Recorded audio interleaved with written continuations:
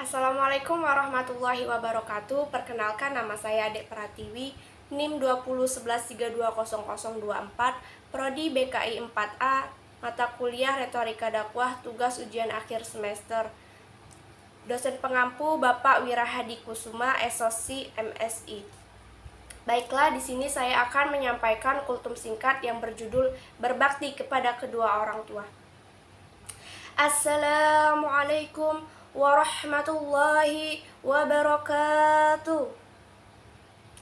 Innal hamdalillah nahmaduhu wa nasta'inuhu wa nastaghfiruh wa na'udzu billahi min shururi anfusina wa min sayyiati a'malina.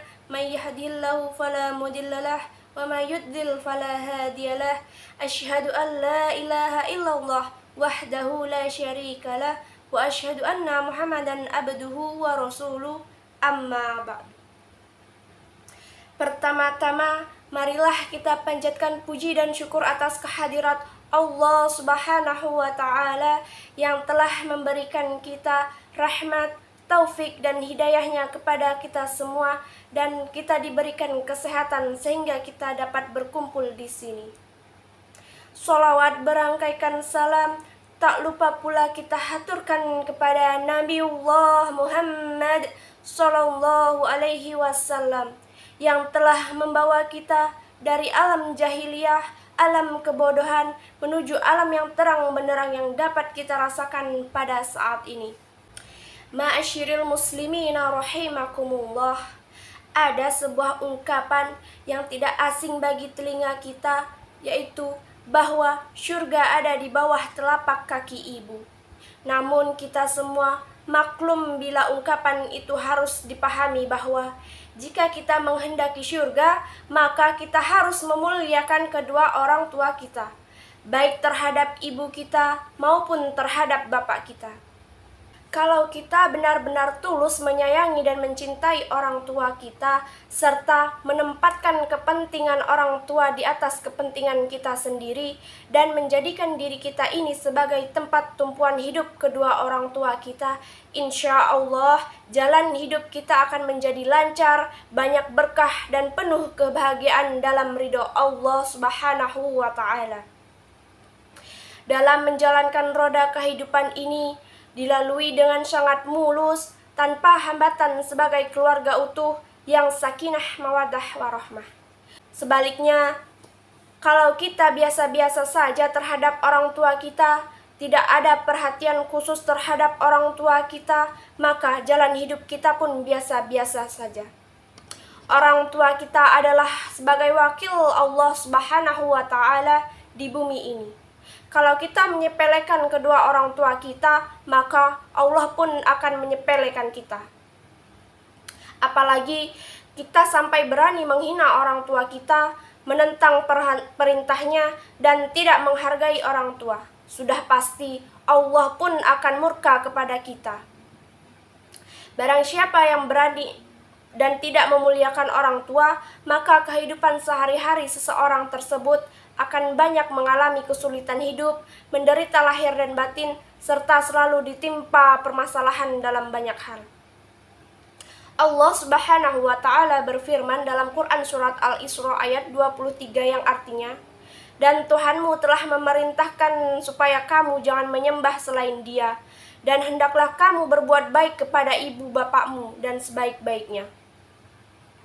Jika salah seorang di antara keduanya atau kedua-duanya sampai berumur lanjut dalam pemeliharaanmu, maka sesekali janganlah kamu mengatakan kepada keduanya perkataan "ah", dan janganlah kamu membentak mereka dengan ucapan kepada mereka perkataan yang mulia. Dan janganlah kamu membentak mereka dan ucapkan kepada mereka perkataan yang mulia. Dalam Quran surat yang lainnya, yaitu surat At-Tur ayat 16 yang artinya, kamu diberi balasan terhadap apa yang kamu kerjakan. Yang ayat ini mengingatkan kita bahwa balasan dan murka Allah tidak mesti harus menunggu hari kiamat nanti.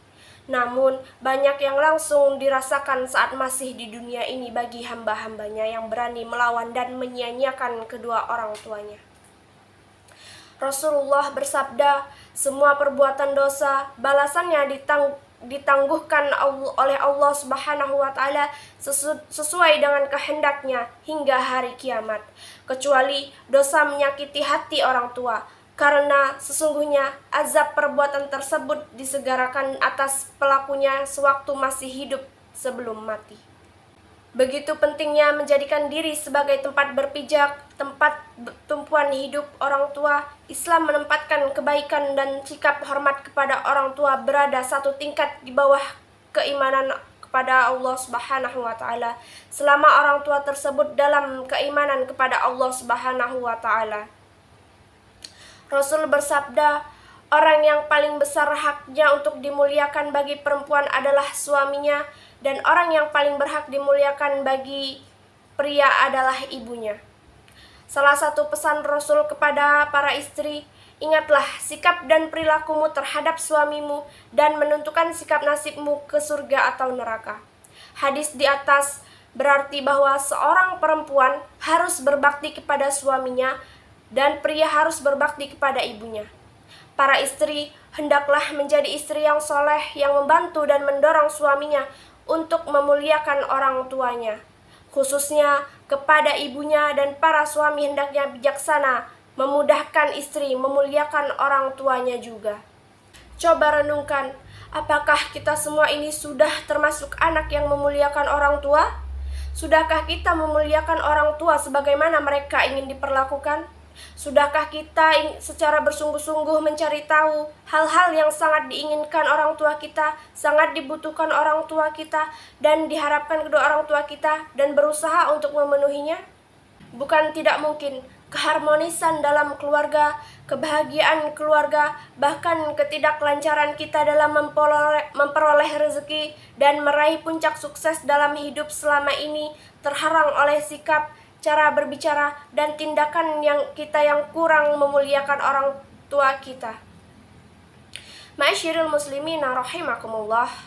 Sebagai kesimpulan, marilah kita berusaha untuk melakukan yang terbaik untuk kedua orang tua kita, termasuk ayah, ibu, dan bapak kita. Insya Allah mereka akan ridho kepada kita, banyak-banyaknya bersyukur dan mendoakan kedua orang tua kita yang telah melahirkan kita, membesarkan kita, mendidik dan menyayangi kita. Karena ridho Allah bergantung kepada ridho orang tua, maka doa orang tua pun akan didengar oleh dan dikabulkan oleh Allah Subhanahu wa taala. Baiklah, mungkin itu saja yang dapat saya sampaikan. Lebih dan kurang saya mohon maaf, kepada Allah saya mohon ampun. Saya akhiri, wallahul muwafiq ila aqwamit thoriq. Wassalamualaikum warahmatullahi wabarakatuh.